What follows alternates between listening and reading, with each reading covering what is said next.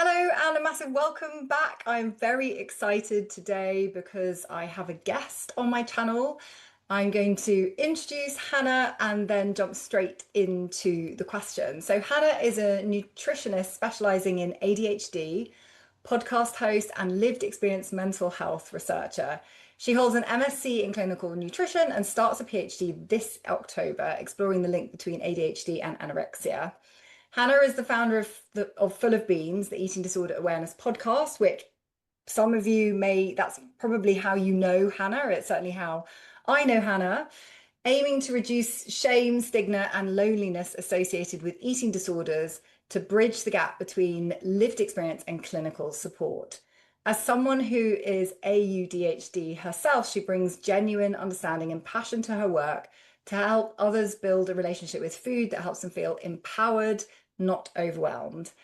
And Hannah offers one-to-one ADHD nutrition coaching, delivers talks and training for schools, workplaces, healthcare settings, and conferences, and collaborates on research, all with a glittery, rainbow-loving cat mum in Cambridge energy that makes nutritional science feel accessible and simple. So much that you do, Hannah. It's amazing. So I'd love to just jump straight in and ask if you don't mind sharing a little bit about your story. Like you do so many things. How did you get to be doing all of that? Yeah. Firstly, thank you for the lovely introduction. And it's always funny, when you write those things and then people read it out and you're like, oh, wow, this is me. This feels weird. But thank you for that. Yeah, so I think my story, I would love to have this like linear timeline of, I went to university, I graduated, I got a job and everything kind of fell into place. And that couldn't be further from the truth. So I have lived experience of an eating disorder, and I think that's obviously where my passion for eating disorder awareness came Mm. from. And that was why I firstly founded the Full of Beans podcast. So I'd finished my master's in eating disorders and clinical nutrition, and everyone was going off to be a research assistant or doing their clinical psychology degree. And I was just like, I don't know if that's for me. And I Mm. really didn't have any idea what I wanted to do. But one thing I knew that I did like doing, and my friends told me I was very good at, was talking to people. So that's why I started the podcast. And I thought if I can have conversations with different people with different Mm. experiences, hopefully that'll be helpful to someone. Because the one thing I missed when I had my own eating disorder was somebody who sounded like me. Everybody Mm. kind of had maybe the stereotypical idea of what anorexia looks like, and my experience felt quite different. So I started the podcast, and basically throughout doing the podcast, which I've been doing for 5.5 years now, I had several different jobs and roles, which included marketing, research assistants, working at a digital health tech company. And again, I just found nothing really felt like me. And I kind of bounced from one thing to the next, and I ended up having a relapse with my eating disorder. And I thought, do you know what? Whilst this is all going on, I'm going to step away from mental health and I'm Mm. going to work in the marketing sector. And so I went self-employed, which when you're struggling with your own mental health, going self-employed is probably not the best thing to do because it's quite a big responsibility. But it was exactly what I needed. Mm. I was going through therapy. I got diagnosed with ADHD during that time, and Mm. it just I don't want to say like everything fell into place because everything did not fall into place in a nice, organized way. But the ADHD diagnosis gave me information that I hadn't had before. Yeah. And it didn't just explain, oh, that's why I can't sit still. It also explained why, whenever I was in a job situation, it never was stimulating enough, or why Mm. going into work, going into London, my partner could do that every day, but after one day for me, I needed a week to recover. Mm. And it also explained why food had become such a problem because Yeah. I was having all of this chaos in my head and also struggling with things like planning and cooking and organizing. And the anorexia just kind of muted all of that. It took it all away. Same. So getting that diagnosis really helped. And I think, I don't know whether people with ADHD will agree with me on this, but one thing that I found and from different people that I've worked is when you get a diagnosis of So I've got autism as well, so both ADHD and autism, Mm. and both of them, they then became my hyperfocus. I wanted to know everything about Yeah. them. And I think also a tendency that we have, as I definitely have as somebody with ADHD, is I want to then help other people. So over kind of the past few months, um, I'd really been thinking about what is it from my previous job roles that I've loved that I could Mm. now bring to help people. And coaching just felt like a really good fit for that, because I think so often with nutrition or with ADHD in general, people know what they need to be doing, but often there's something that's blocking them from Yeah. doing it. And I think nutrition is such a big one with that, because people will say, yeah, you need to be eating protein, you need to be doing this, you need to be having fiber, having your B vitamins. And it's like, okay, that's really cool, but I can't actually do any of Mm. that. Yeah. Um, and I think then, when the eating disorder element for me was involved, there just was so many food rules, so much noise. And so for me, being able to actually take a step back with people and be like, okay, right, where should we start with this and where can Mm. we go? So that's where I'm currently at, is doing the podcast and staying really engaged with the eating disorder research and work, and obviously starting my PhD, but alongside that doing the ADHD nutrition coaching to really help Mm. people develop a relationship with food, as I said in my intro, kind of to feel empowered by it. Because I think Yeah. with ADHD we're told we should be doing so much, and I mean, telling someone with ADHD that you should be doing something, I think, is literally the worst thing you could possibly do. But really looking at those barriers as to, why people can't access different things, Mm. that's what I found to be really useful. That sounds amazing, Hannah, because it sounds like you've basically taken all the bits that you enjoyed and your lived experience and created something that sounds like it fits so well with Yeah. who you are and what you want to be doing as well. Yeah. I mean, that's the real hope, I think, and I think, Mm. as you said, that's why I'd say I want it to be a linear journey, but it's not. Yeah. It's almost like someone's just No. got some paint and thrown it at the wall and seen what Yes. stick. And it's just taken a few years to see what stuck. Yeah. Yeah. That's amazing. Um, and I'd love to pick up on a little bit that you said. So the relapse, if you don't mind just sharing, because I know that you've talked in the past, I've heard you say it at least, about that period of quasi-recovery. And I know for a lot of people with eating disorders, this comes up where, I mean, it's also my personal experience as well, where you have an eating disorder, you feel like you've recovered, and it can be for many years, and then something maybe triggers a version, slightly different. It may be the same eating disorder, slightly different version. It's different for me. How was it for you? And I guess importantly, how did you recognize that you were having that relapse?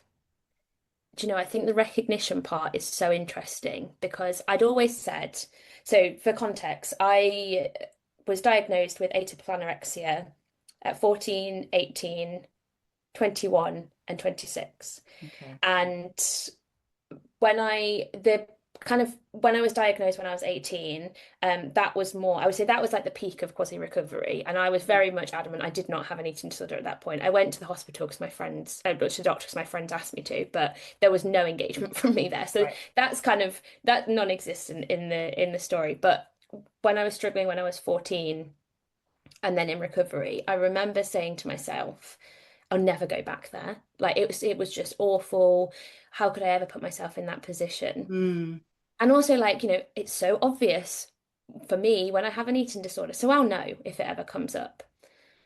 And I had no idea what was going on. And it genuinely felt to me, and I know looking back, this wasn't the experience, but it genuinely felt like one day I woke up and food was okay, never perfect, or never kind of as flexible as I would like it to be, Mm. to waking up one day, having lost significant weight and being like, whoa, why can't I eat this meal? But Yeah. that's not what the situation was. But I think it took me it kind of shows how distorted my brain was, or how much the eating disorder had kind of taken over, Yeah. because I really did not realize what was happening. And then all of a sudden I was like, oh my God, how do I get out of this? Mm. Like I'm so deep in this. But I think, as I said, I think that's kind of shows how how much the eating disorder kind of manipulates you. And I, Mm. or when I say manipulates, I say it with the most compassion in the world. But I think from reflection for me, eating disorders are incredibly manipulative and they shapeshift. And I think the shape-shifting nature of it is really how quasi-recovery can take hold. Because if I look at my experience, I think when you've struggled with an eating disorder, you don't, I guess another element of this is like, what does recovery even mean? What does recovery even look Yeah. like? So for some people, recovery could be, I want to be able to sit at the dinner table with my family and eat. Whereas for other people, it could be, I want to be able to go to an all-you-can-eat buffet and have what I want, stop when I'm full, and not feel guilty about it. So like Mm. defining your own recovery, I think, is really important. But I think with the quasi recovery, because of the nature of society nowadays, there's so many behaviors that you can almost Very true. get away with Yeah. because it's Yeah. seemingly restricting. Everybody wants to lose weight, everybody's over exercising. So I think for me, like the quasi recovery was so hard. And if I'm being completely honest, still now sometimes catches me out because knowing what is disordered for me or versus what is disordered for the person next to me is really, really tricky. And I Yeah. think it took me a long time to realize that the only way that I was going to get over that was being really honest with myself. Mm. So an example I always use is like going out for brunch. To a lot of people, having poached eggs on toast is something that they really want, but to me, that's a safe option. And so if I sit there and I order that, I'm often like, well, fundamentally, I'm eating more than I used to, but I'm Yeah. not actually having what I want. I'm not allowing myself because of all these rules and restrictions. And so I think that's where people can get caught in quasi recovery because you seemingly to the outside world are eating, you're Yeah. functioning, you're doing Yeah. better than you were, but you're maybe still not at a point where you're not consumed by those eating disorder thoughts. And I think Mm. another place where that really showed up for me was exercise, because exercise, particularly when ADHD comes into the picture, is seen as a great coping mechanism. And exercise can be part of a healthy lifestyle, absolutely. Yeah. But again, it comes down to that honesty piece. Am I going to the gym now so that I can eat later? Or am I going to the gym because I genuinely enjoy it? And it took me a long time to realize I'm lying to myself every day, Yeah. and only lying to myself in reality, Yeah. because I'm the only person that needed to kind of make that change. Yeah. It's so interesting hearing you speak about that because it's so my experience as well. Because my first eating disorder, binge eating, and which then turned into bulimia, Mhm. and I mean, I'm much older than you, Hannah, and I had a period of 15 years where I was supposedly completely ED free. I certainly wasn't binging or purging anymore. But when I look back at that period of time, I know that there was restriction. I definitely restricted. I got married in that period of time. I know that I was restricting in the lead up to my wedding. I would not have admitted it to anyone. I said I was getting healthy and, you know, and then after I had my kids and I went through post-pregnancy, that's when basically over a period of 3 years it turned into orthorexia and quite extreme orthorexia, and to the point it was impacting my quality of my life. I didn't want to go out. I was really avoided social situations. But it's amazing how it so very slowly creeps up on you first. But secondly, what you said about there's so many behaviors that are acceptable. So I was not in that second period dieting. Of course I wasn't, but I was being healthy. And when I started cutting gluten out and then cutting dairy out, no one really batted an eyelid because they're like, oh yeah, you're doing it for your health. Yeah. And I think that's what can be so insidious, especially nowadays, because we can hide our very disordered behaviors because they are quite socially acceptable to most people. And if you sit in a restaurant and say, oh, I don't eat whatever it is, people don't really, they're like, oh, okay. Yeah. It's not really a question. So interesting. And I think like a lot of people, like you say, they're not going to question things like that. Like I'm vegetarian, for example, and when I first went vegetarian, it was very much for eating disorder Yes. Yeah. purposes. But no one questioned that Huh? because I was vegetarian. They're not going to challenge me. And No. it wasn't until I was then in recovery and I thought, I need to challenge myself here. I need Yes. to know where this is coming from. And actually, then I did realize it was very much for the environment and for animals. Mm. And so I've now gone back to being vegetarian. But I think interestingly, what you were saying about, like cutting things out, it's really hard often to, I don't want to say admit, but I'm really lucky now in the sense that, I mean, when I was back in my eating disorder, I didn't think it was lucky, but I definitely do now. My mum and my partner are very aware of my Mm. behaviours, and so Yeah. they won't challenge me, but they will just gently say, is that coming from Hannah or is that coming from elsewhere? And Yeah. Of when they say it, it really annoys me because I'm course it like, does. I'm not Yeah. struggling anymore. I'm actually fine. And then, Yeah. actually that check-in is really helpful to think, oh, where is that actually coming from? Mm. But I think a lot of the time, maybe people don't have that support or people don't have that understanding.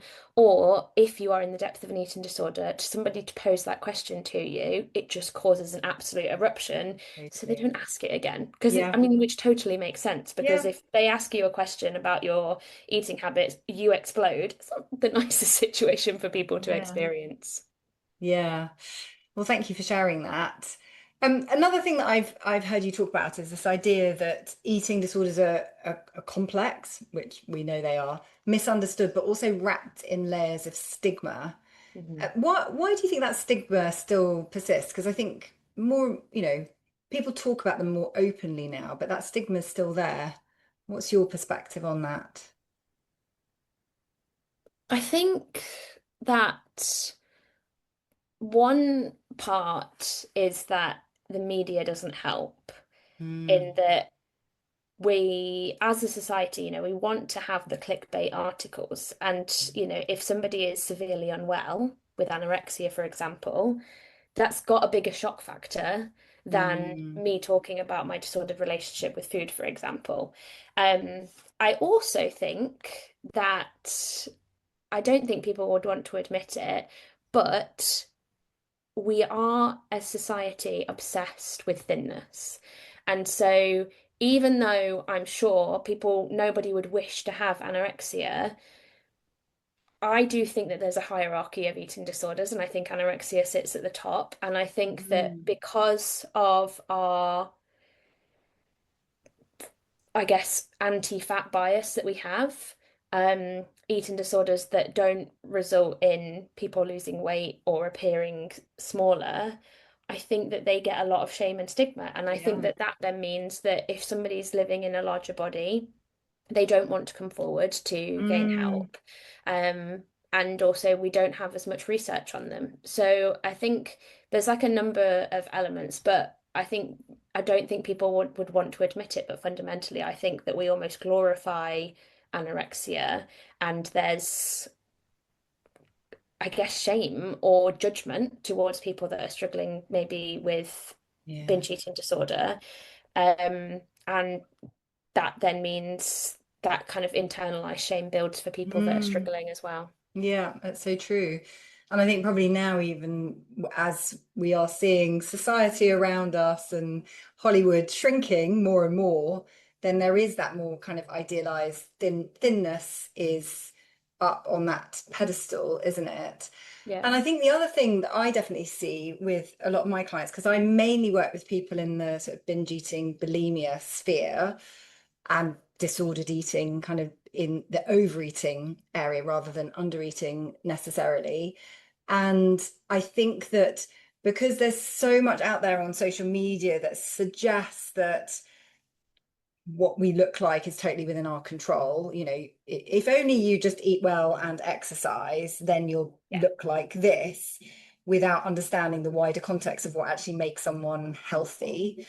Then people do, like you say, that shame is huge. So Yeah. people are like, I've tried everything. I really have. All I've seen is my weight kind of balloon and balloon and balloon over the years. And so often there is that shame associated, I guess, wrapped up in the fat phobic society that we live in. Yeah. So yeah, it's complicated, I think, for a lot of people, isn't it? And I think it's kind of what you're saying there, like the messages will just have some more control, like just have Yes. some self-discipline. Yeah. And it kind of, it completely misses the whole fact of these being mental health conditions. And I think, Yeah. we've seen that with GLP-1 medications and the research coming out that GLP-1 medications could cure binge eating disorder. And, you know, it's like, well, okay, yeah, maybe they reduce cravings for people. Maybe they might reduce that food noise, but you're not addressing the underlying emotions with that. Exactly. So then somebody is just going to be ending up in the same position that they were before, but feeling even worse about themselves because they come off the medication and they go back to square Yeah. one. And I think that, by just literally stating, well, this could cure binge eating disorder, I've not experienced binge eating myself, but I can imagine, how demoralizing that would Mm. feel for somebody to just say, oh yeah, that's just a quick fix, Yes. when it's actually, a complex condition that someone's living with. Yeah. Yeah, absolutely. And I've worked with people who either have already decided to try GLP-1s before they come and see me, or they've tried them in the past and then come and see me afterwards. And you're absolutely right. I think that's always, I actually feel very sad that people don't get that good advice. It's like if there is an underlying reason why you eat in a certain way, emotional reason to do with mindset because you've been dieting for years, or whatever the reasons are, if you don't work on those reasons, then yes, you may lose weight on the GLP-1s, but as soon as you stop taking them, then you gain the weight. It's just like going on a restrictive diet for however many months you're on it. So, But yeah, it also goes back to the thinness obsession. The cure for binge eating disorder is losing weight. yeah, No, it isn't. It's exactly. absolutely not. But I think that's the inadvertent message that's being put out. It's not, they're not categorically stating that, but when you read between the lines, it very much is, yeah, well, if you Totally. just lose weight, then you'll be fine. Yeah, yeah, exactly. It will solve all your problems, which has always been the messaging around weight loss, hasn't it? Um, and I'm curious to go back to one of the things you were saying at the beginning. So obviously you've recently been diagnosed with ADHD. It's an interesting thing for us, for me as well, because my husband and my son have both very recently been diagnosed with ADHD. So I know that it for a lot of people, light bulbs kind of it's like, oh, that's why I used to do this, although that's why such and such is, a struggle, or I do things in a certain way. I'm so curious to find out more about this PhD that you're going to be doing around ADHD and eating disorder. So tell us a little bit more about this. Does it come from your experience having been diagnosed with ADHD? Okay, so Yeah, so basically, I mean, ADHD and eating disorder research is very minimum. It's very little, but of the research that has been done, it's predominantly focused on more of the binge eating tendencies. yeah, And that makes sense because of kind of the dopamine dopamine. seeking, that sensory reward from food, kind of, the mindless eating or the distraction. Mm, But when I was trying to find out about my own experience when I got diagnosed with ADHD, I was thinking, okay, well, there's probably a link here to anorexia. And there wasn't anything. Like nobody had kind of interesting. explored the link between ADHD and anorexia. And what I'm going to say is purely anecdotal, not just based on my experience, but I've been doing some wider research before I start my Mm, PhD. And a lot of people, I guess, have come to realize retrospectively after being diagnosed with ADHD that the anorexia served as a way to suppress the chaos and to sort of interesting. numb the, Yeah.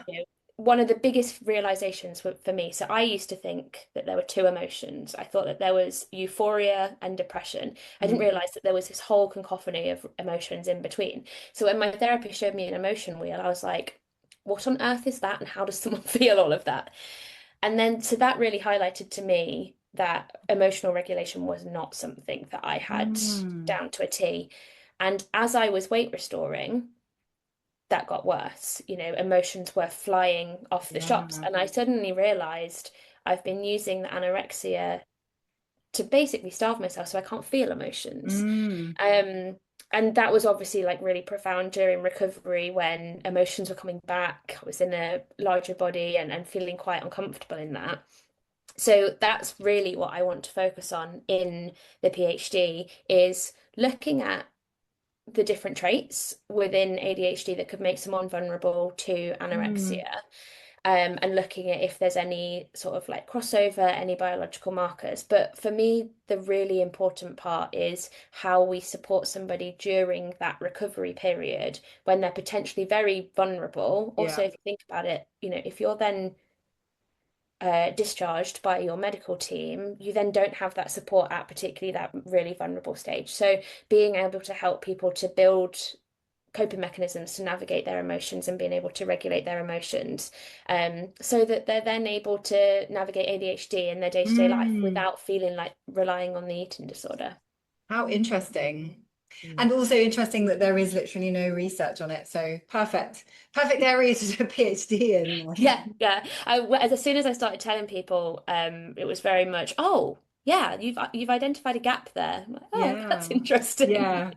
That'd be great. Very interesting. And are you doing more like qualitative research or It's quantitative going to or be a a bit of both? mix. Okay. Yeah, it's going to be a mix, and then I would love at the end to have some sort of resource that I can provide to, help inform practice. Um, Mm, because I think that's really important to me as well. In my experience, I have not had any treatment whilst being diagnosed, but if I think about, treatment as I've gone along, there was some that was definitely more neuroinformed or at least saw me as the individual as opposed to very kind of one size fits all cookie cutter support. So I think being able to make sure that people are getting the support that's right for them and right for their mm, brain rather than just, I think at the moment we tend to be, oh, you have anorexia, here's this treatment. You have yeah. bulimia, here's this treatment. Yeah. And, in my experience, I had atypical anorexia, but I wasn't receiving treatment for anorexia. I was receiving the treatment that was the first line intervention for binge eating disorder. And it was very much like, because I don't fit the criteria for anorexia. Um, but if you kind of just looked at me as an individual, that might Mm. have been more helpful along the lines rather than, well, you have this, therefore. That's very interesting. Yeah, so it's nice with a PhD to have some sort of practical thing that you can hand over at the end and say, and this will be helpful going forwards. Yes, absolutely. Turning to F like full of beans. So that's how I know you, and I'm sure a lot of people who watch this episode will know you from Full of Beans. So you mentioned that you started it just out of uni. Do you know how many recordings you've done now? I mean, it must I be do indeed. loads. 281. Wow, that's amazing. I've done it for 5.5 years, and I think I've missed 1 week. Oh my goodness. That's amazing. Yeah. So when my Wow. imposter syndrome says, "Oh, you've never been able to hold down a job," it's like, "Oh, I think I've shown commitment elsewhere." Absolutely. Yes, indeed. So in that, but you've obviously spoken to so many people now. Having spoken to so many people, has your sort of understanding of recovery changed in that process, or like how's that helped you? Yeah, I mean, I think, well, interestingly, when I said before, when I was going through my relapse and people said, "Oh, is it a good idea doing the Full of Beans podcast?" I remember saying to my mum, I am not stopping doing that because Yeah, speaking to people is yeah. genuinely one of the most inspiring things right now for me. Um, and absolutely, I think, as I said before, I thought that recovery was pink fluffy clouds, unicorn, rainbows, cake for breakfast, really not giving a damn about how you look and just floating Yeah. through life. And I've come to realize that that's not that's not the reality at Hmm. all. And some days I feel absolutely fantastic and I go and take on the world and food doesn't even bother me. And other days I feel self-conscious. I struggle a bit Hmm. around food. But now when that happens, I've got a toolbox of things to turn to so that it doesn't completely consume my day and trigger another relapse. And I think that for me has been so important, as I said at the start, really redefining what recovery looks like for Hmm. me. And I think, from speaking to clinicians, I think that's a really important thing for clinicians to do is to understand from the person sat across for them what they actually want from their recovery, because it's going Yeah. to look so different. And I think it changes as you go through as well, because 18-year-old me, if you'd have said to her, oh, well, if you don't recover, you can't have children, something like that felt so abstract. I was like, well, I'm currently 18. I don't really want to have children anyway. Like, how is how I'm eating right now Yeah. impacting what's going to happen in however many years? But for me, when I was in recovery, one thing that's so important to me is being a good friend. It's like one of the most important things in the world. And I realized one of my friends had a difficult situation, and she didn't talk to me about it because of what I was going through and that I was struggling. And I thought, Mhm. I'm not the friend that I want to be right Yeah. now, because of my eating disorder and how much it's consuming me. And that was the motivation to start my recovery, because I thought, I want to be a good friend. I Mm. want to be somebody that she knows she can reach out to and talk to. Um, and that had never been discussed in my therapy before, as to like, what is it that you want from your recovery? What parts of you currently do you not feel that you're able to engage in? So yeah, I think that's been the biggest thing. And just hearing different people's stories and different people's Mm. perspectives. I think recovery often looks so different. That's one thing I would say, is recovery looks so different to people than what they expected, and Exactly. often way better than what people Yeah. expected as well. Yeah. I love that. Are there any particular conversations that really stick with you? Any kind of stand out? That's so hard because there's so many. Putting you on the spot there. Yeah, I did one. Oh gosh, and this is really bad because I can't remember the name of the guest, but it was about the seductions of anorexia, Mm. and it felt really powerful because it was the first time, no one wants to admit how attractive anorexia seems, because we don't, we know anorexia isn't a choice. Um, but there's something about it that keeps pulling you back. Mm. And so that was an extremely powerful episode. And, I mean, yeah, some of them, they're not because of the conversations, but the people that I've met along the way as well has just been absolutely incredible. Like George Mycock, we met doing a podcast episode, and we are absolutely the best of friends. Oh. And I think that's just really special. The community is such a wonderful community and so Mm. supportive. Um, and yeah, I will often say, whenever I go to events and people are there, I say to my parents, I feel like I'm coming home to my family. Oh. Everyone's so excited to see you, and yeah, it's just Mm. I wish that we could meet on other terms, but equally, I'm Yeah. thankful that we've all been brought together. Yeah. Oh, that's so lovely. What a lovely thing to hear as well. And actually, I guess you sort of started talking about it, but everything that you've learned over these years, having done the podcast and speaking to so many people and lots of different experiences and lots of different eating disorders, what do you wish that more like doctors or friends and family of someone who's struggling with an eating disorder actually really properly understood? Mm. I mean, I think kind of what I've just said there, in that Mm, eating disorders are absolutely not a choice. okay. Um, but I think what I found really useful in my own recovery, and I think this would be so helpful for people to understand, is despite the fact of, if you look at an eating disorder and how much it tears someone's life up, that Mm, is, I would not wish that on anybody. It's absolutely horrific. But as I just said before, there's something that keeps pulling you back. There's something mm, about the eating disorder that keeps you stuck. And I think, I mentioned I've been diagnosed 4 times, and I think the part of the reason was because I never understood what the purpose of my eating disorder was. It mm, wasn't, it wasn't just, oh, I don't want to eat, or I want to look skinnier, or I want to, be more attractive. And I think often people, that is a stigma people have. They think it's, you just want to lose weight or yeah. whatever. It was realizing that, as I mentioned, emotions were so overwhelming for me that I just couldn't Mm, manage them. I couldn't navigate them. And an eating disorder provided me with a safe space to be able to navigate those emotions, to be able to exist in this world that to me was just far too overwhelming. mm, And I think once I've had that understanding, and I'm not saying that that's easy because it took me 14 years, but also it should not take that long if you obviously get the right treatment initially. Um, that changed everything because then Yeah. I could look for other resources to help with that. And I think another element is realizing that because of the impact an eating disorder has, it takes over every element of your life. It is in your mind 24/7. It Yeah. dictates every decision you make. You Yeah. know, I'd go for dinner with my partner, there was a third person there. I remember my mum saying to me, I always feel like there's a third person when we spend time together. Wow. And I've completely just lost my train of thought. Uh, we're talking about, Oh, yes, yeah. sorry. Yeah.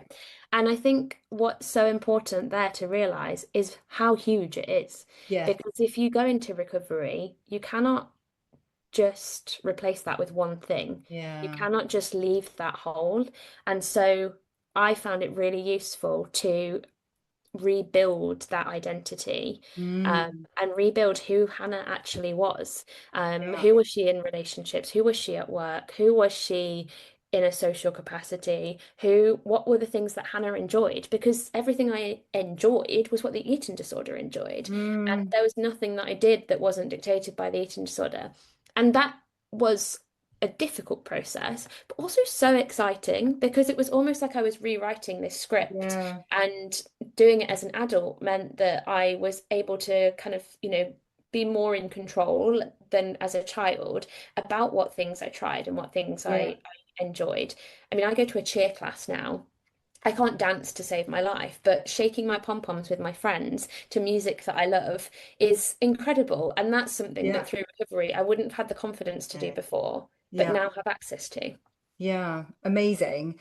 And I think just a few things that you said there are so important. I think that, first of all, uncovering what's keeping you stuck is just, it's gold, isn't it? Because otherwise you keep going back to the old patterns. And I think as a psychologist, that's what I really try and do with my clients, to make sure that in the very few first sessions we're unpicking like what's actually keeping you stuck now, like doing, continuing going back. But then that piece about identity is so important, Yeah. because if you don't, again, if you don't change your identity, you keep slipping back, because it's like, well, that's who I am, this is who I am, and then you don't know who are you without the eating disorder. And that could look, well, it does. It looks very different, doesn't it? Yeah. And I mean, I would never introduce myself as this, but I definitely used to think I was Hannah with anorexia. Like, I would never say if I was meeting Yeah. somebody new, but it was always within the first 10 minutes something that would come up into conversation. And it's so nice now to, that introduction that I said with cat mum to topaz and onyx or glitter obsessed or, Yeah. rainbow and what have you, like to have so many different parts of me that Yeah. make me me Yeah. and to not need to talk about the eating disorder. Yeah. Yeah.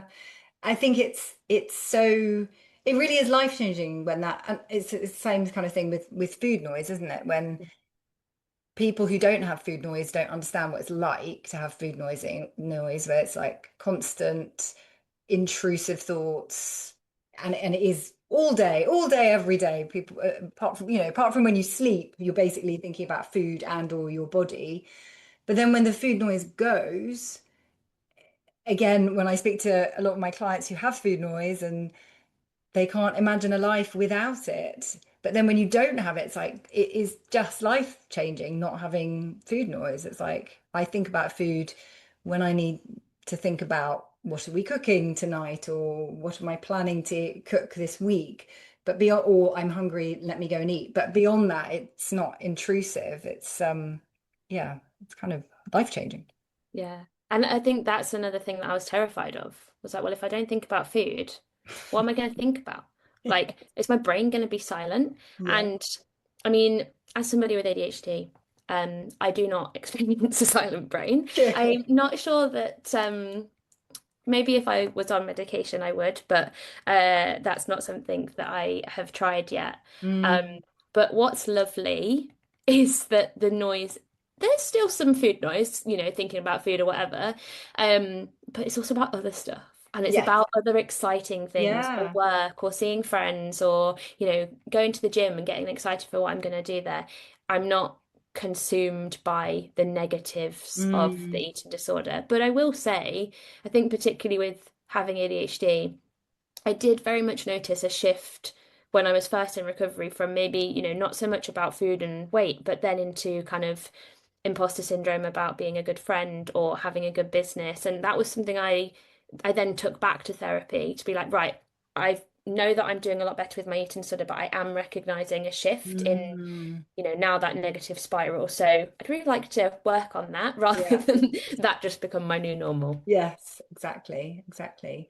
Thank you for sharing so honestly about your journey. I really appreciate it, and I'm sure it's going to be so helpful for people who listen to it.